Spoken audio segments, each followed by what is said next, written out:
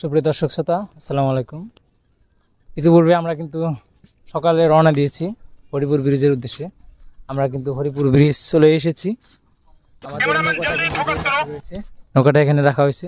ওইদিকে কিন্তু আমাদের রান্নাবান্না হচ্ছে। আমরা এখানে পৌঁছেছি দুপুর 1টার দিকে। এখনও কিন্তু আমাদের রান্নাবান্না শেষ হয়নি। ক্ষুধা তৃষ্ণায় কিন্তু সবাই এখানে বসে আছে। হ্যাঁ, এখন আমরা তাদের মুখ থেকে তাদের মন্তব্যটা আমরা নেব যে তাদের এখন অনুভূতিটা কি পিকনিক আসার পর। হ্যালো ব্রাদার, এই পিকনিক আসার পর তোমার অনুভূতিটা কি? দর্শকদের উদ্দেশ্যে কিছু বলেন। ভালো না, কেন? গরমে তেস মারা গেছে, গরমে তেস মারা গেছে, এত গরম, সেই গরম। সুপ্রিয় দর্শক শ্রোতা, আজকে কিন্তু প্রচুর রোদ এবং প্রচুর গরম। এই পাশে শাহিনের সাথে কিছু কথা বলবো। পিকনিক আসার পর তোমার অনুভূতিটা কি? আমাকে পিকনিকের কথা বলে কোনো লাভ নাই, এটার কোনো অনুভূতি নাই। কেন অনুভূতি নাই কেন?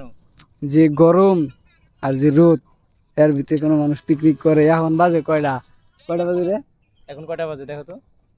5টায় বাজে, 6 মিনিট কম, এখনো দুপুরে খাবার নাই। সুপ্রিয় দর্শক শ্রোতা, খুবই হতাশাপূর্ণ কথাবার্তা। আমরা কিন্তু এখানে একটা সময় চলে এসেছি, যেহেতু আমাদের রান্নাবান্না আগে থেকে করা হয়নি। এখানে এসে রান্নাবান্নার প্রস্তুতি নেওয়া হয়েছে।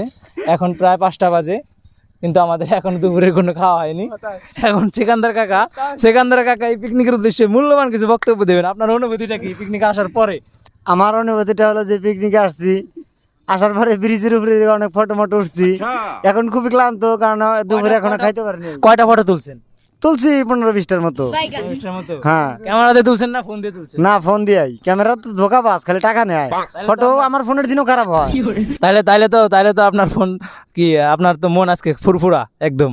হ্যাঁ, পিকনিকে আসছি, অনেকটাই মন ফুরফুরে আছে আজকে। কিন্তু দুপুরবেলায় যে লাঞ্চ করেন না, এটার অনুভূতি কি? এটার অনুভূতি হলো যে এখন রান্না বান্না হয়নি। বাবুর্চিরা যারা আছে তারা মনে করেন যে রান্না করতে আর কি অনেকটাই সময় নিচ্ছে, যে আমাদেরকে একটু শিক্ষা দেবে, যে নিয়ে আসছে। আমাদেরকে অনেকটা শিক্ষা দিচ্ছে। এই হচ্ছে ধ্বংসের মূল। যারা মনে করেন যে পিকনিক আসার পরেও এই যে এর মতো কিছু পোলাপান দেখবেন পিকনিক আসার পরে মনোরঞ্জন না করে এক জায়গায় বসে ফ্রি ফায়ার গেম খেলবে। তোমার কি এই কাজটা ঠিক হচ্ছে? তুমি যে পিকনিক এসে গেম খেলতেছো? না ভাই।